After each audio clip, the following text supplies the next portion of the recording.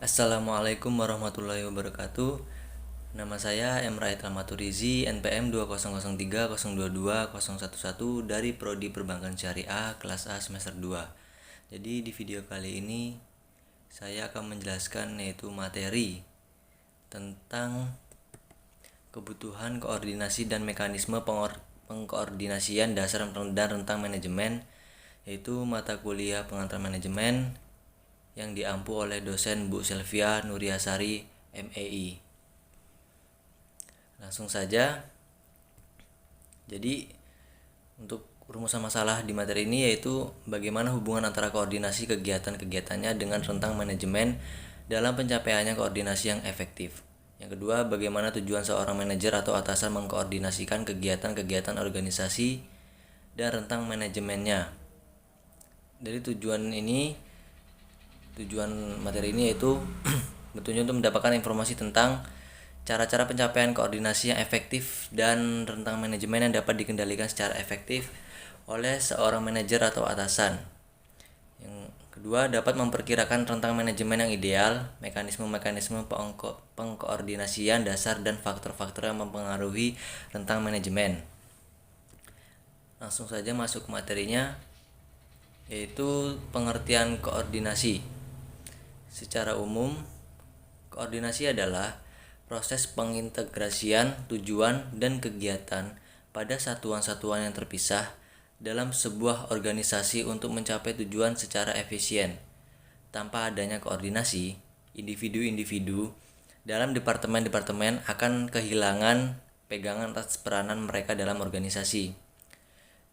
Menurut para ahli yaitu G.R. Terry, koordinasi itu adalah suatu usaha yang sinkron dan teratur untuk menyediakan jumlah dan waktu yang tepat dan mengarahkan pelaksanaan untuk menghasilkan suatu tindakan yang seragam dan harmonis pada sasaran yang telah ditentukan. Dan menurut IFL Bridge, koordinasi adalah mengimbangi atau menggerakkan tim dengan memberikan lokasi kegiatan pekerjaan yang cocok dengan masing-masing dan menjaga agar kegiatan itu dilaksanakan dengan keselarasan yang semestinya antara para anggota itu sendiri. Lalu menurut M.C. Farland, koordinasi adalah suatu proses di mana pimpinan itu mengembangkan pola usaha kelompok secara teratur di antara bawahannya dan menjamin kesatuan tindakan dalam pencapaian tujuan bersama. Lalu menurut Handoko, kebutuhan akan organisasi itu tergantung pada sifat dan kebutuhan komunikasi dalam pelaksanaan tugas dan derajat. Dan itu pun saling ketergantungan bermacam-macam satuan pelaksanakannya. Handoko juga menyebutkan bahwa derajat koordinasi yang tinggi sangat bermanfaat untuk pekerjaan yang tidak rutin dan tidak dapat diperkirakan.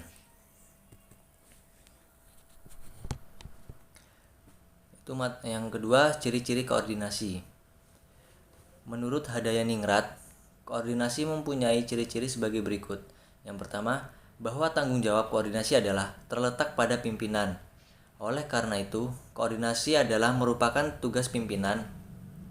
Yang kedua, adanya proses continuous proses. Artinya, pekerjaan pimpinan yang bersifat berkesinambungan dan harus dikembangkan sehingga tujuan dapat tercapai dengan baik. Pengaturan secara teratur usaha kelompok. Oleh karena itu, koordinasi adalah konsep yang ditetapkan dalam kelompok, bukan terhadap usaha individu. Maka, sejumlah individu yang bekerja sama, di mana dengan koordinasi menghasilkan suatu usaha kelompok yang sangat penting untuk mencapai efisiensi. Berikutnya yaitu ciri-cirinya konsep kesatuan tindakan. Hal ini adalah merupakan inti dari koordinasi, yaitu kesatuan usaha, yang berarti bahwa kita harus mengatur sedemikian rupa usaha-usaha setiap kegiatan individu sehingga terdapat adanya keserasian di dalam mencapai hasil. Lalu masuk materi berikutnya yaitu kebutuhan akan koordinasi. Menurut James D. Thompson, ada 3 macam saling ketergantungan di antara satuan-satuan organisasi. Yang pertama, saling ketergantungan yang menyatu atau pullit interdependence. Yang kedua itu bila satuan-satuan organisasi tidak saling tergantung dengan yang lain dalam melaksanakan kegiatan harian, tetapi tergantung pada pelaksanaan kerja setiap satuan yang memuaskan untuk suatu hasil akhir. Yang ketiga, saling ketergantungan yang berurutan atau sequential interdependence. Yang keempat, yaitu di mana suatu satuan organisasi harus pekerjaannya terlebih dahulu sebelum satuan lain dapat bekerja. Yang terakhir, saling ketergantungan timbal balik atau reciprocal interdependence merupakan hubungan memberi dan menerima antar satuan organisasi.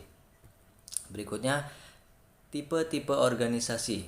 Menurut Hasibuan, terdapat dua tipe koordinasi, yaitu koordinasi vertikal adalah kegiatan-kegiatan penyatuan, pengarahan yang dilakukan oleh atasan terhadap kegiatan unit-unit kesatuan-kesatuan kerja yang ada di bawah wewenang dan tanggung jawabnya. Yang kedua, itu ada koordinasi horizontal, adalah mengkoordinasikan tindakan-tindakan atau kegiatan-kegiatan penyatuan, pengarahan yang dilakukan terhadap kegiatan-kegiatan. Yang terakhir tuh adanya tipe koordinasi tentang penyatuan atau pengarahan yang dilakukan terhadap kegiatan-kegiatan dalam tingkat organisasi. Bisa jadi aparat atau yang setingkat. Berikutnya, sifat-sifat organisasi. Menurut Hasibuan, terdapat 3 sifat koordinasi, yaitu koordinasi adalah yang bersifat dinamis, bukan statis. Dan koordinasi itu bersifat menekankan pandangan menyeluruh oleh seorang koordinator atau manajer dalam rangka mencapai sasaran. Yang terakhir, koordinasi itu bersifat hanya meninjau suatu pekerjaan secara keseluruhan. Berikutnya, syarat-syarat koordinasi. Menurut Hasibuan, terdapat 4 syarat koordinasi, yaitu sense of cooperation atau perasaan untuk bekerja sama. Ini harus dilihat dari sudut bagian per bagian di bidang pekerjaan, bukan per orang. Yang kedua, syarat-syaratnya yaitu rivalry. Artinya dalam perusahaan-perusahaan besar sering diadakan persaingan antara bagian-bagian agar bagian-bagian ini berlomba-lomba untuk mencapai kemajuan. Yang ketiga, yaitu team spirit. Artinya satu sama lain pada setiap bagian harus saling menghargai. Yang terakhir, esprit de corps, yang artinya itu bagian-bagian yang diikut sertakan atau dihargai itu umumnya akan menambah kegiatan yang bersemangat. Lalu ada berikutnya pedoman koordinasi. Koordinasi harus terpusat sehingga ada unsur-unsur pengendalian guna menghindari tiap bagian bergerak yang sendiri-sendiri yang merupakan kodrat yang telah ada dalam setiap bagian. Ingat bahwa organisasi itu merupakan kumpulan dari orang-orang yang punya kebutuhan dan keinginan yang berbeda. Terus yang kedua, koordinasi itu harus terpadu. Keterpaduan pekerjaan menunjukkan keadaan yang saling mengisi dan member. Yang ketiga, koordinasi itu harus berkesinambungan, yaitu rangkaian kegiatan yang saling menyambung. Yang keempat, koordinasi harus menggunakan pendekatan multi-instansional dengan wujud saling memberikan informasi yang relevan untuk menghindarkan saling tumpang tindih tugas yang satu dengan tugas yang lain. Berikutnya, pendekatan untuk pencapaian koordinasi yang efektif.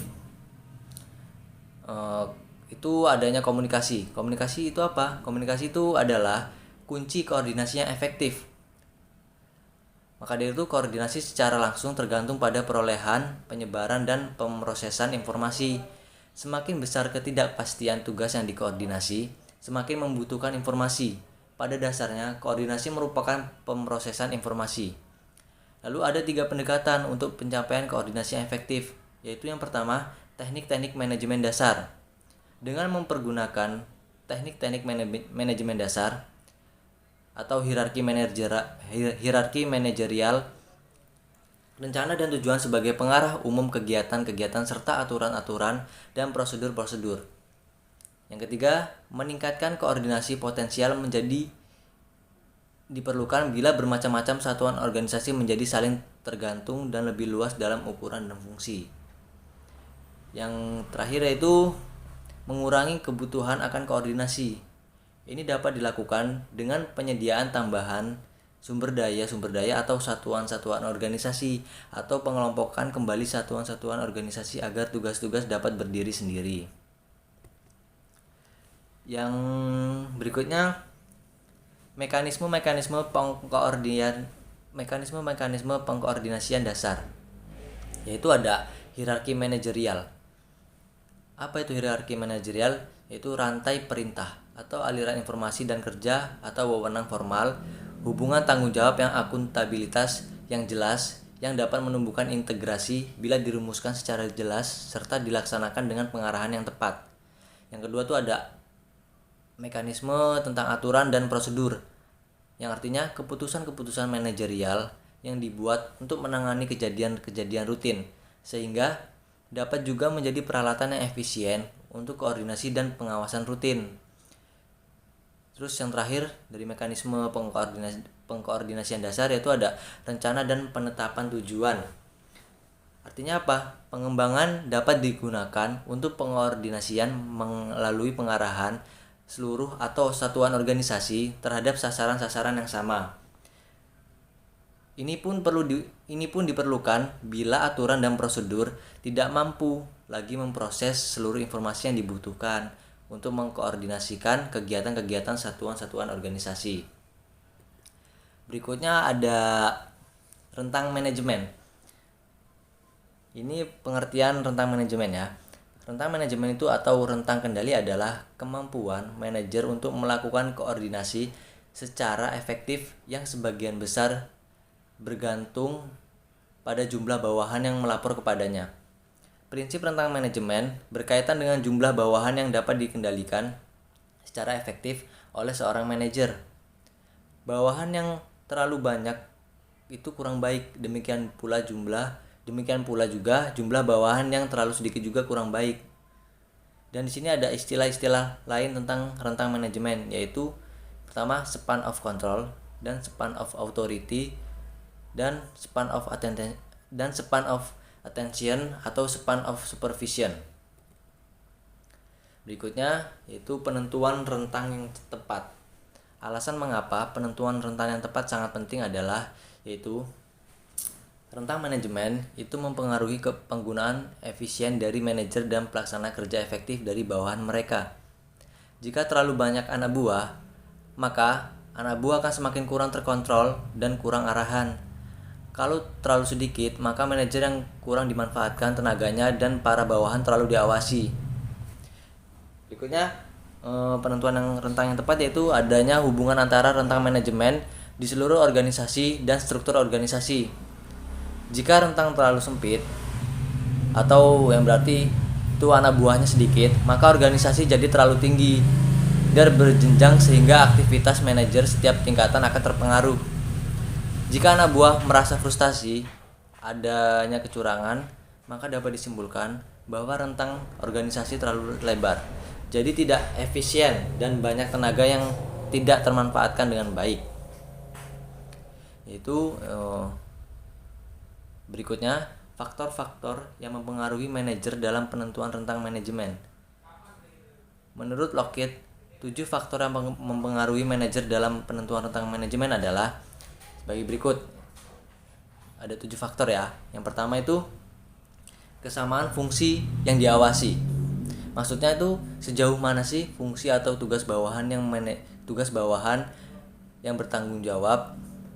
Maksudnya sejauh mana fungsi atau tugas bawahan yang manajer bertanggung jawab itu sama atau berbeda. Yang kedua itu kedekatan geografis, yang artinya seberapa dekat terletak antara kepada pengelola, fungsi atau bawahan.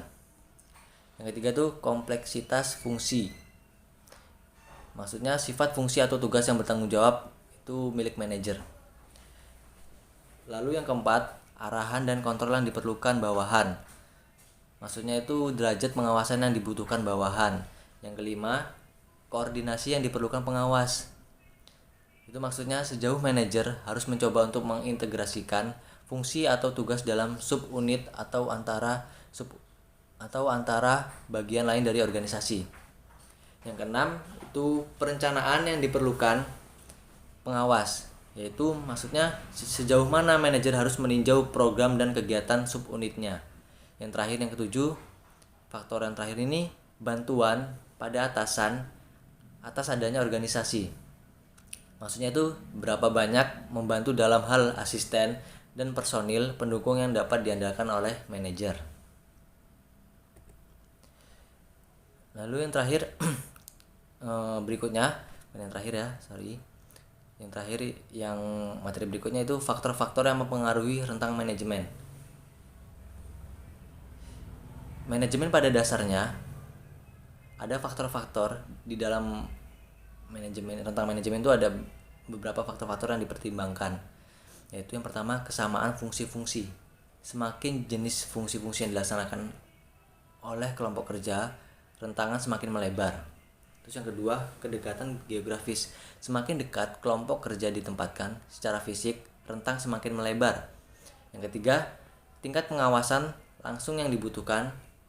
Semakin dikit pengawasan langsung yang dibutuhkan, itu bakal rentangan semakin melebar. Yang keempat, tingkat koordinasi pengawasan yang dibutuhkan. Jika semakin berkurang koordinasi yang dibutuhkan, itu rentang bakal semakin melebar. Dan yang kelima, perencanaan yang dibutuhkan manajer. Jika semakin dikit perencanaan yang dibutuhkan oleh manajer, maka rentangan itu semakin melebar. Yang terakhir, bantuan organisasional yang tersedia bagi pengawas. Lebih banyak bantuan yang diterima pengawas dalam fungsi-fungsi seperti penarikan dan latihan dan pengawasan mutu. Itu bakal rentangnya semakin melebar. Jadi itu tadi faktor-faktor yang mempengaruhi rentang manajemen. Lalu yang berikutnya itu jumlah rentang ideal. Menurut Henry Fayol, jumlah rentang ideal itu ada 3. Jumlah maksimum bawahan yang dapat dikendalikan oleh setiap pengawas produksi dalam organisasi adalah 20-30 karyawan. Sedangkan setiap kepala pengawas atau superintendent dapat mengawasi hanya 3-4 pengawas produksi. Lalu berikutnya, menurut F.A. Graichunas, dalam memilih suatu rentangan, manajer itu harus mempertimbangkan tidak hanya hubungan satu dengan satu secara langsung dan dengan bawahan yang diawasi, tetapi juga hubungan mereka dengan bawahan dalam kelompok 2 atau lebih. Jadi, dengan 3 karyawan, seorang manajer mempunyai hubungan setiap individu. Seorang manajer mempunyai hubungan setiap individu itu dengan 3 kelompok yang berbeda, yaitu kombinasi dari setiap 2 karyawan dan dengan kelompok yang terdiri dari ketiganya. Berikutnya yaitu rentang manajemen lebar versus sempit. Rentang manajemen yang melebar alasannya itu sebagai berikut. Yaitu yang pertama, tingkatan hierarki yang semakin tinggi cenderung mengurangi kecepatan waktu penyebaran informasi dari atas ke bawah. Yang kedua, lebih banyak jumlah tingkatan yang dilalui informasi, lebih besar kemungkinan penyimpangan atau distorsi. Yang ketiga, penambahan tingkat manajemen memakan biaya karena memerlukan penambahan gaji material. Yang keempat, itu adanya penggunaan sumber daya manajer secara efisien. Lalu, yang kelima, rentang manajemen yang menyempit. Itu bukan ini beda materi, yaitu ini maksudnya rentang manajemen yang menyempit. Itu alasan digunakan pada umumnya moral atau produktivitas karyawan akan meningkat dalam organisasi kecil daripada dalam organisasi besar. Penggunaan rentang manajemen terlalu melebar berarti manajer tidak akan dapat menjalankan fungsi-fungsi dengan efektif dan mencurahkan perhatiannya kepada seluruh bawahan secara perseorangan. Yang terakhir, koordinasi dan koperasi berkembang baik karena setiap individu mengelola fungsi sendiri dan dengan bantuan minimum dari atasan. Oke, jadi itu tadi materi dari saya yang bertemakan kebutuhan koordinasi dan mekanisme pengkoordinasian, dasar dan rentang manajemen. Jadi sekian ya dari saya. Apabila materi ini kurang lengkap atau ada salah-salah kata dari saya mohon maaf. Sekian dari saya. Wassalamualaikum warahmatullahi wabarakatuh.